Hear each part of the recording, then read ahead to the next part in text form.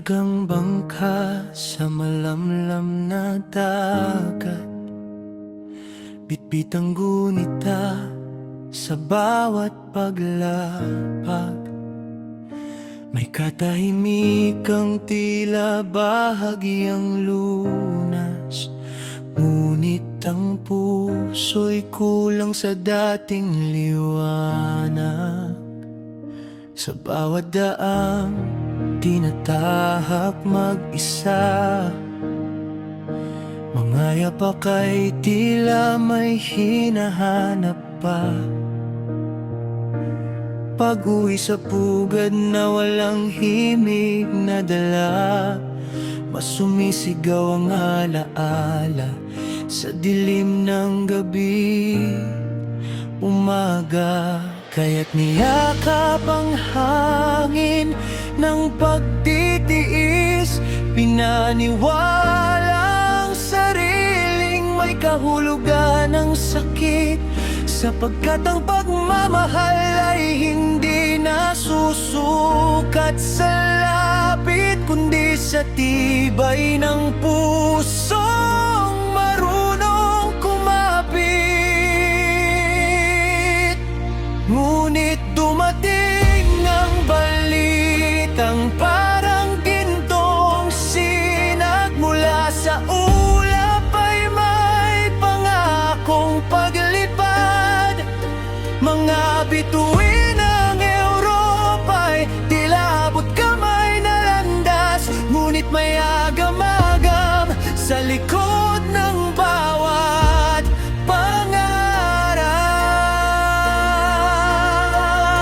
At nang handa na ang layag sa malayong pampang, biglang huminto ang mundo sa isang iglap lamang. Nagdilim ang mga daan, nagsara ang mga himpilan, parang unos na dumating nang walang paanyaya at dahilan.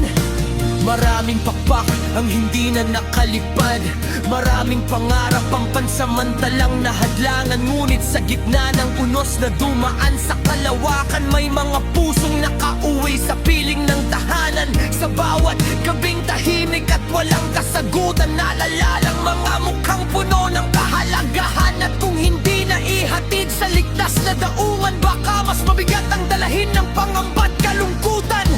Ang buhay ay parang ilog na liko-liko ang agos, hindi mo hawak kung saan dadalhin ng unos. May mga pinto ang kusang nagsasara sa paglipas, upang iligtas tayo sa unos na hindi pa nalalampasan.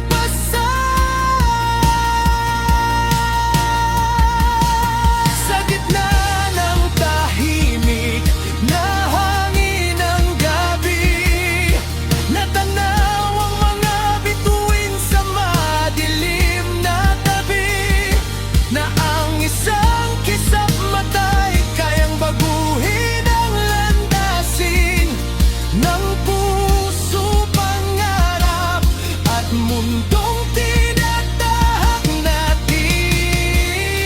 At tulad ng alon na sumusunod sa buwan, may mga plano ring hindi para sa kasalukuyan, ngunit sa bawat unos na dumaraan sa daanan, may lihim na biyayang nakatago sa kapalaran.